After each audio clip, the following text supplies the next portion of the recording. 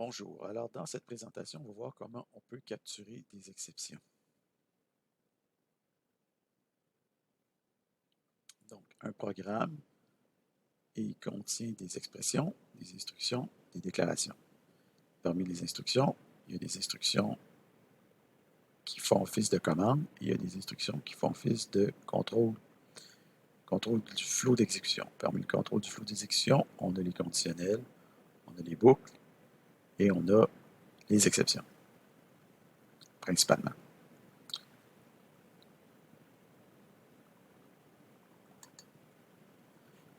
Donc, les exceptions sont organisées de manière hiérarchique, comme on a vu dans le document précédent, et toutes les exceptions héritent de exceptions. Donc, si jamais vous voulez aller voir la hiérarchie complète, vous allez voir qu'elle est beaucoup plus complexe que ce qu'on a ici. Donc, pour capturer une exception, il faut utiliser un bloc ou un double bloc try-catch. Donc, ce qu'on voit par exemple ici, à la ligne, donc on a une variable qui contient 1. Après ça, on prend cette variable-là et on divise par 0. Évidemment, ça va donner une division par 0. Et à la ligne 6, on ne fait jamais exécuter .dom. Parce qu'effectivement, ici, quand on va avoir une exception, la ligne 6 ne sera jamais exécutée. Par contre, à la ligne 8, on va intercepter l'exception avec le catch. Donc, try, ça veut dire qu'on essaie de faire quelque chose. Et catch, ça veut dire que s'il y a une exception qui se produit, on va se ramasser là. Donc, s'il y a un divide by zero exception qui se produit dans le bloc try, on va l'intercepter dans le bloc catch. Donc, on va récupérer l'exception X et après ça, on va la dumper. C'est ce qu'on fait ici. Évidemment, en pratique, on ne fera pas ça, juste dumper une exception. Mais là, c'est ce qu'on fait. Donc, on dump l'exception et une fois qu'on a fait ça, le programme peut continuer à s'exécuter normalement. Donc, la suite du programme ici, la ligne 12, va s'exécuter. Donc, on le voit ici, attempted to divide by 0. Ça, c'est l'exception ici, x.dump. Et la suite du programme qu'on a ici. Donc, si jamais il n'y a aucune exception qui se produit, par exemple, try, aucune exception, catch, divide by 0 exception, ben, la ligne 8 ne sera jamais exécutée. Il n'y aura jamais d'interception d'exception. Donc, il va juste y avoir aucune exception.dump et suite du programme ici.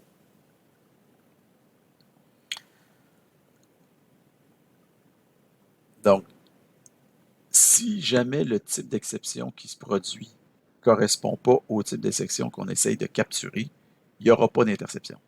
Par exemple, ici, on génère une division par 0, une divide by 0 exception, et ici, on fait un catch argument exception.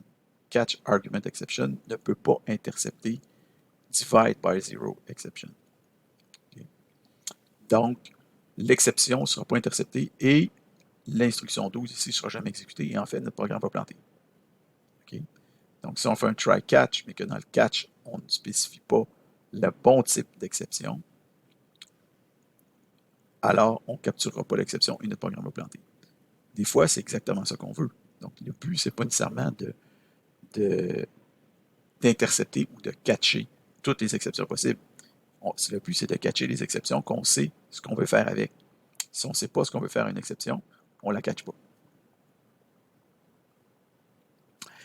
Maintenant, ce qu'il faut savoir, c'est que quand vous faites un catch, il n'y a pas juste l'exception elle-même que vous allez intercepter. En fait, si vous faites un catch, par exemple, arithmetic exception ici, arithmetic exception, vous allez voir que divide by zero est une sous-classe ou une sous-exception ou un sous-type de arithmetic exception. Donc, puisque c'est un sous-type, si vous faites un catch, arithmetic exception, vous allez aussi intercepter les divide by zero exception et les overflow exception, en plus des arithmetic exception. Okay. Donc, en faisant ça, vous allez ici intercepter divide by zero exception et vous allez le dumper et après ça, vous allez avoir la suite du programme. Donc, n'importe quel catch de divide by zero exception ou n'importe quel super type de divide by zero exception va intercepter l'exception en question. Évidemment, si vous mettez catch exception, vous allez intercepter toutes les exceptions possibles puisque toutes les exceptions descendent de la classe exception. Par exemple, ici, si vous faites in.parse 10, vous allez avoir un format exception et catch exception X, ça va intercepter n'importe quelle exception. Mais ce n'est pas recommandé de manière générale parce qu'il faut vraiment avoir une bonne raison de faire ça. Donc, la seule place où vous pouvez faire un catch exception, je dirais que c'est dans le main, quand vous voulez afficher un message d'erreur ou journaliser une erreur ou quelque chose comme ça. Okay. Sinon, en général, quand on n'est pas dans le main, il faut être le plus spécifique possible sur le type d'exception qu'on veut intercepter. Quand on sait exactement quoi faire en fonction de l'exception. Vous pouvez aussi faire un catch d'une exception sans capturer l'objet correspondant. Donc, ici, on fait un catch exception X. On capture l'objet, on récupère l'objet. Ici, on catch l'exception, mais sans récupérer l'objet. Après ça, on peut juste afficher un message. Donc, par exemple, impossible de parser la string et suite du programme. Impossible de parser la string, suite du programme. Donc, on n'est pas toujours obligé de spécifier l'exception X qu'on veut capturer. On peut même faire un catch puis ne spécifier aucune exception. Si on fait ça, on va intercepter toutes les exceptions possibles, un peu comme catch exception. Mais cependant, ce n'est pas vraiment, disons, c'est pas la meilleure façon de fonctionner. Okay? Donc, en général, on veut vraiment intercepter une exception très spécifique. Une autre chose que vous pouvez faire, c'est que quand vous capturez une exception, peu importe laquelle, vous pouvez faire un throw dans le catch. Si vous faites un throw dans le catch sans spécifier un objet, ça va automatiquement relancer l'exception en cours. Donc, n'importe quelle exception ici qui est capturée dans le catch, si vous faites un throw, point virgule, ça va relancer l'exception. Donc, ici, on fait un catch, on affiche un message d'erreur, puis après ça, on fait un throw pour relancer l'exception. Donc, la suite du programme ne sera jamais exécutée, ça va juste faire planter le programme. Donc, des fois, vous pouvez vous demander à quoi ça peut servir de faire ça. Ben, ça peut servir justement à afficher un message d'erreur et à laisser le programme se planter de toute façon. Okay. Donc, il y a quelques circonstances dans lesquelles on peut vouloir faire ça.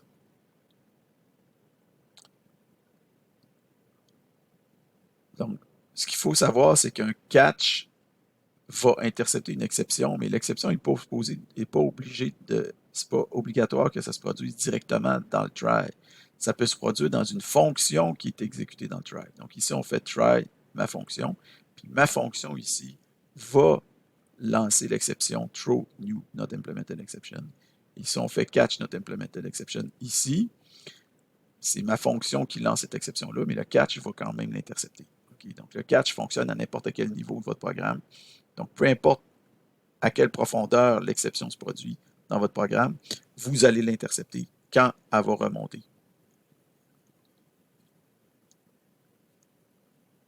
Vous pouvez aussi avoir de multiples catchs en fonction de ce que vous voulez faire en fonction du type d'erreur.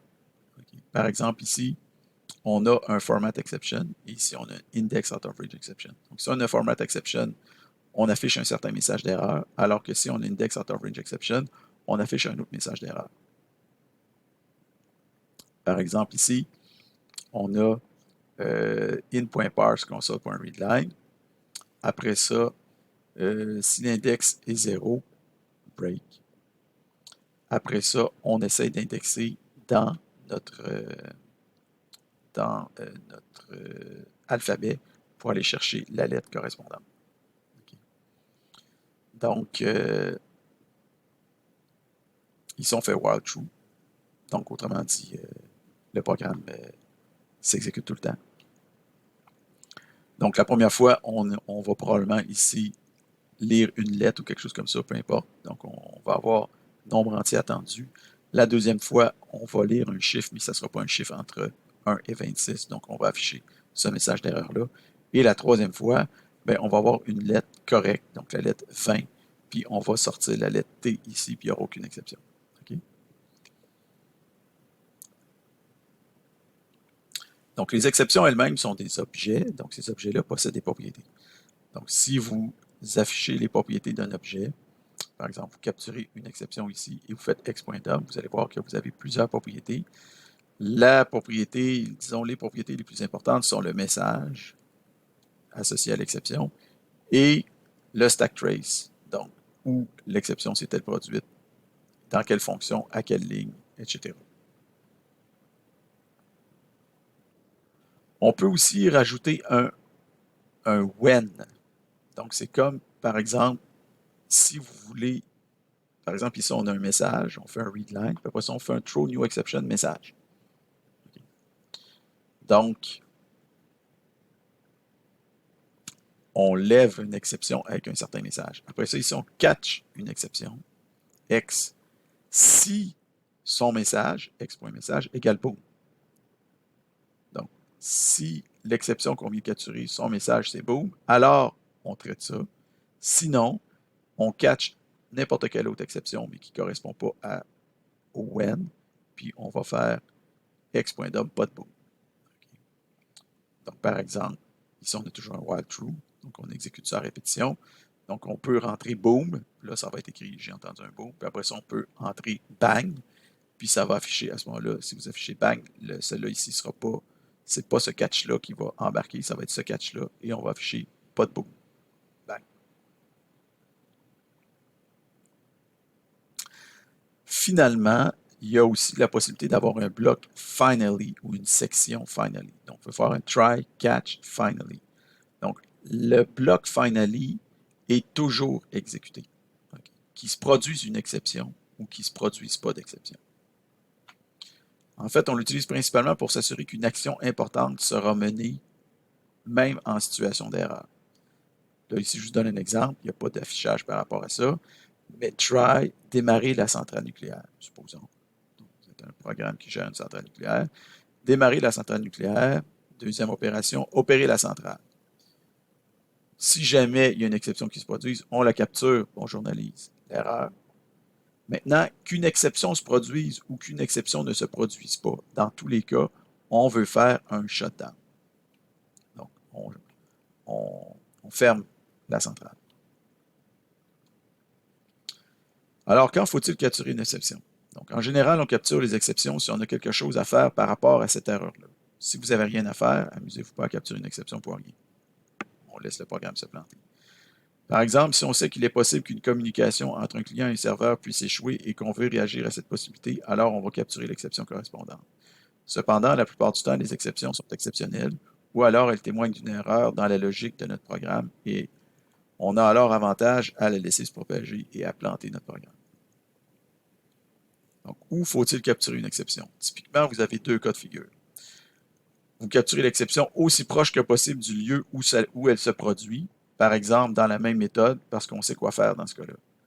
L'autre cas de figure, c'est dans main ou proche du main pour gérer le programme à un très haut niveau. Par exemple, vous pourriez capturer toutes les exceptions, les loguer dans un fichier de journalisation, puis tenter de sauvegarder les données et enfin afficher à l'utilisateur un message du genre « Désolé, une erreur est survenue et nous devons fermer le programme » avant de quitter.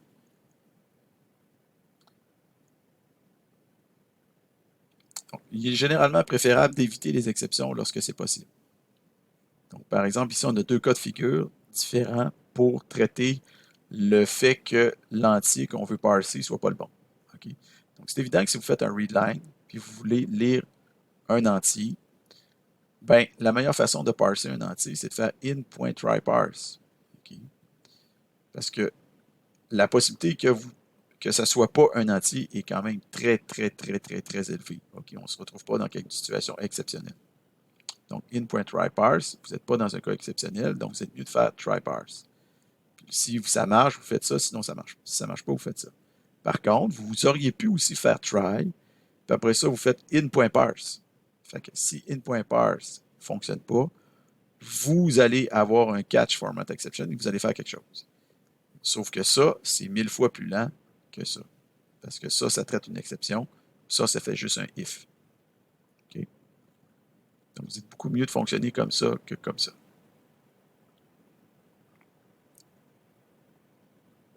Bon, en fait, je dis 1000 fois, mais manifestement, ah ouais, quand même. Donc, on le voit ici. Donc, on fait une book for, puis on fait un try parse. Puis ici, on fait un try catch.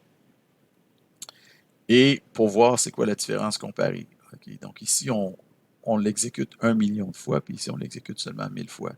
Quand on l'exécute 1 million de fois, ça prend 0,03 secondes. Quand on l'exécute seulement 1000 fois, ça prend 0,04 secondes. Donc, try parse est au moins 1000 fois plus rapide que... pas try parse. Ouais, c'est ça ici. Try parse est au moins 1000 fois plus rapide que d'utiliser try catch avec in.parse. Donc, capturer des exceptions, c'est comme aller à la pêche. On tente de cibler uniquement le type de poisson qu'on désire. Inutile de capturer des carpes si on souhaite attraper des dorés. Donc, c'est pareil pour les exceptions. Si on souhaite capturer des argument exceptions, alors on se limite aux argument exceptions et rien d'autre. En résumé, on capture une exception avec un bloc try-catch. L'exception à capturer doit être du bon type ou alors d'un supertype. Pour capturer n'importe quelle exception, on utilise le supertype exception qui est la racine de toute la hiérarchie. Mais attention, comme un pêcheur, soyez aussi spécifique que possible. La variable de capture est facultative et même le type est facultatif. On peut relancer avec throw, enchaîner plusieurs catch et préciser la condition de capture avec when en fonction des propriétés. On peut exiger que du code soit toujours exécuté avec finally. On doit capturer pour une bonne raison, généralement près du site d'erreur ou alors près du main. Le mieux reste encore d'éviter les exceptions lorsque vous le pouvez. Alors voilà.